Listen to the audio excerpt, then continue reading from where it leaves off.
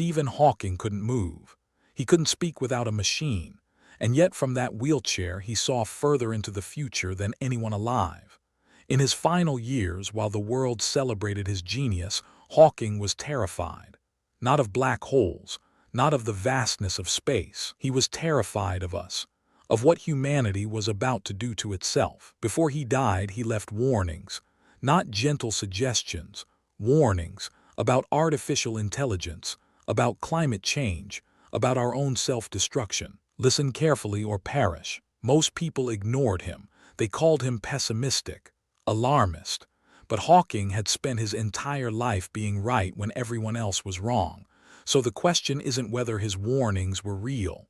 The question is, are we already too late to listen? The frozen genius. In 1963, a 21-year-old physics student received a death sentence.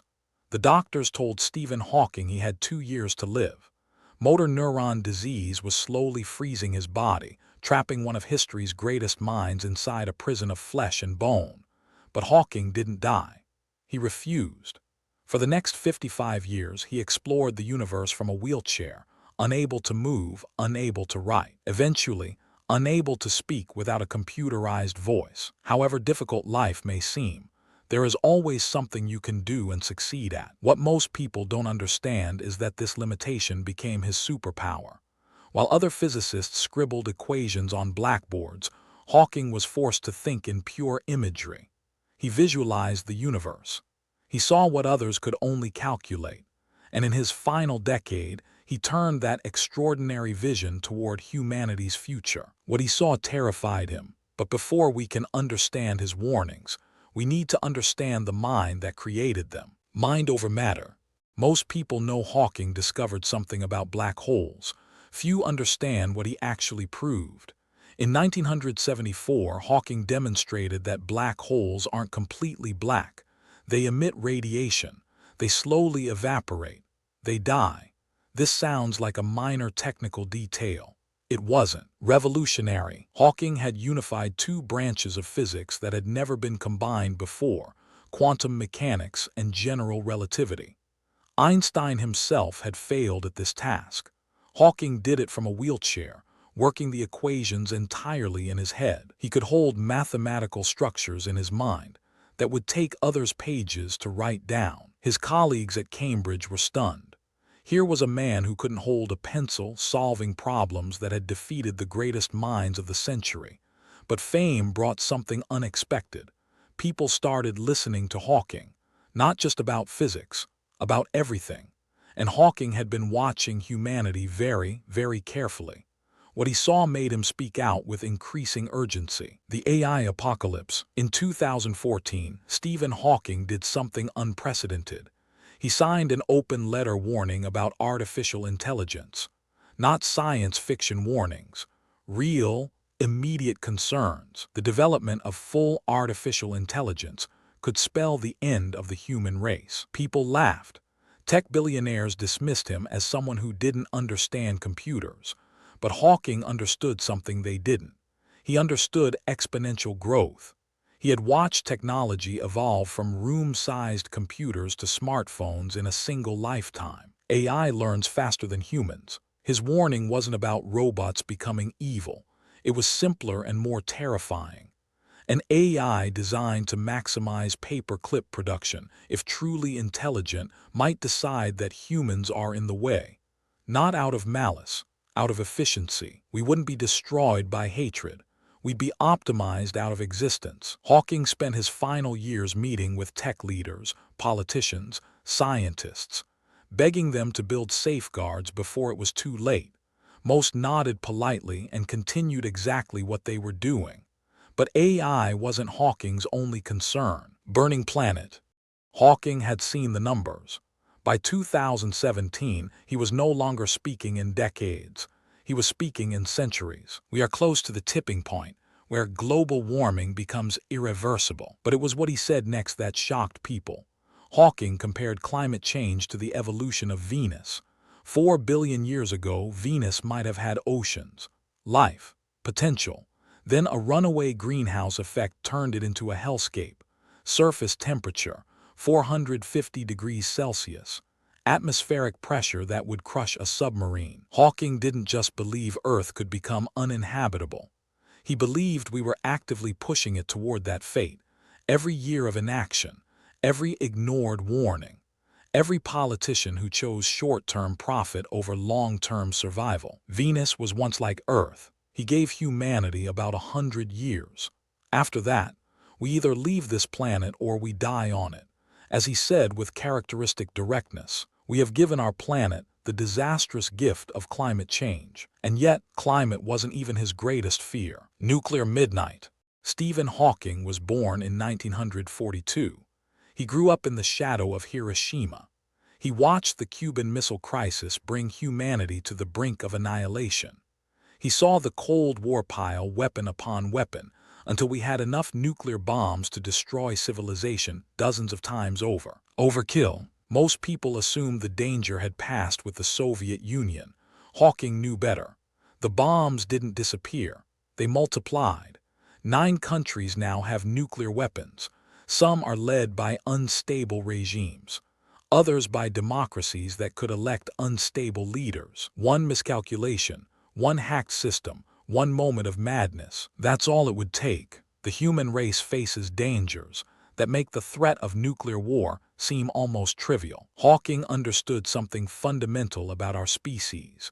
We had evolved for survival in small tribes. Our brains weren't designed to comprehend threats at a global scale. We could build weapons that destroy worlds, but we couldn't truly imagine using them. Our brains can't grasp extinction. This blindness, Hawking believed, would be our undoing, unless we evolved past it. Genetic nightmare.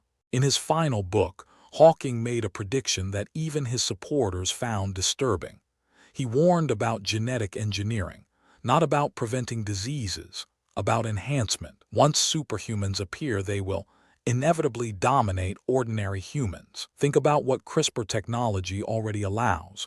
We can edit genes like sentences in a document. Cut here, paste there, change this letter to that one. For now, we use it to treat diseases. But the same technology that eliminates sickle cell anemia could enhance intelligence, increase strength, extend lifespan. Designer babies are coming. Hawking saw where this leads. The wealthy will enhance their children. Those enhanced children will have advantages that compound across generations. Eventually, we won't have one human species anymore. We'll have 2, masters and servants divided by biology. The terrifying part. This isn't science fiction. We are now at the beginning of a new era of genetic engineering. China has already created gene-edited babies.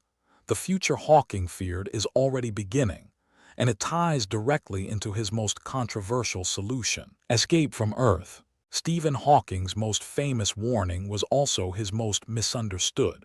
He said humanity needs to leave Earth within 100 years or face extinction. Critics called this defeatism. Why not fix our problems here instead of running away? But Hawking wasn't suggesting we abandon Earth. He was calculating probabilities. Never put all eggs in one basket. Consider, life on Earth has been nearly wiped out 5 times. The dinosaurs ruled for 165 million years. Then an asteroid ended them in a geological instant. Humanity has existed for about 300,000 years. We've had technology for less than 200. We are incredibly vulnerable, fragile. Hawking understood that spreading to other planets wasn't about giving up on Earth. It was about insurance. A backup copy of human civilization, spreading out into space, will completely change the future of humanity. He worked with Elon Musk and others to push for Mars colonization, not as a luxury, as a necessity. Either we spread to the stars, or we die here on Earth. But even this solution had a dark side that Hawking had to confront. Alien silence. There's a question that haunted Hawking more than any other. Where is everyone? The universe is ancient, billions of years old. If intelligent life evolves naturally, the galaxy should be teeming with it. And yet we hear only silence, cosmic silence, deafening, terrifying silence. This is called the Fermi paradox. Hawking had a disturbing answer. Maybe civilizations like ours don't last. Maybe there's a filter, A point in every species' development where they either transcend their limitations or destroy themselves. The great filter awaits. We might be approaching that filter right now.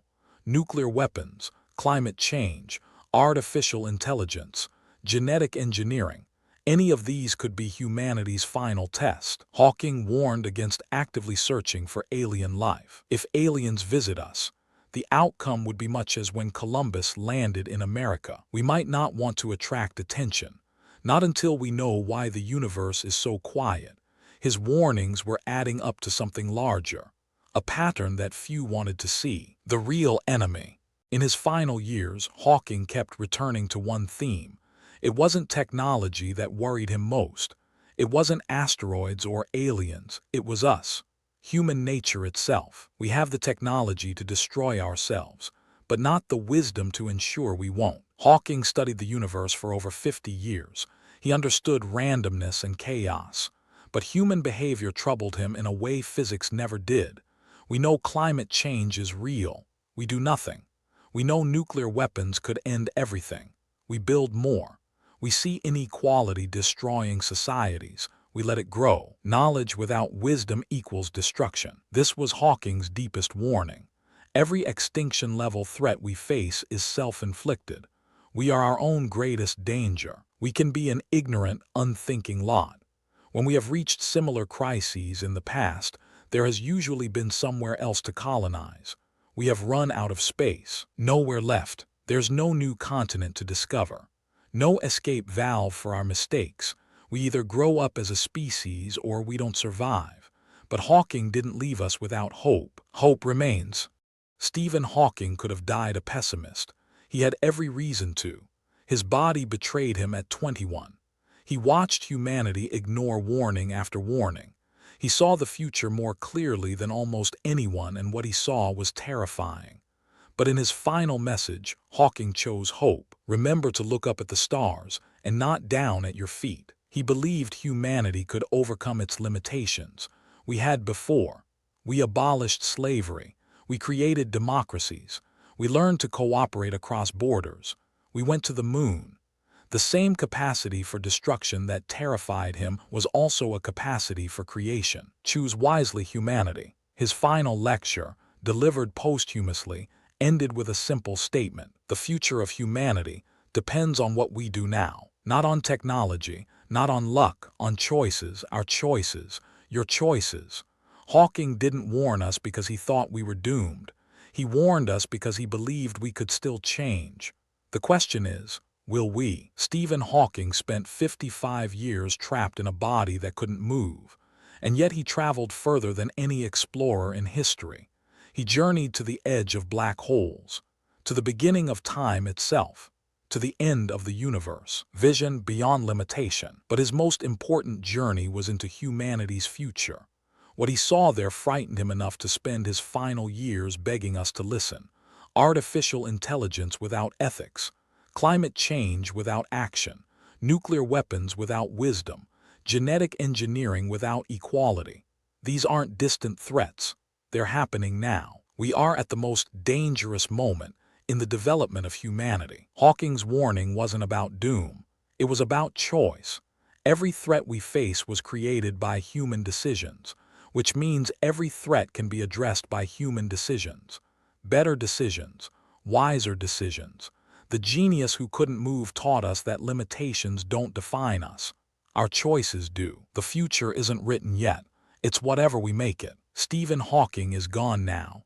His voice synthesizer is silent, but his warning echoes. The question isn't whether he was right. The question is what we're going to do about it. The truth is never comfortable, but it's always worth knowing. If Hawking's warnings made you think, share this with someone who needs to hear it. Subscribe for more truths history wants you to know.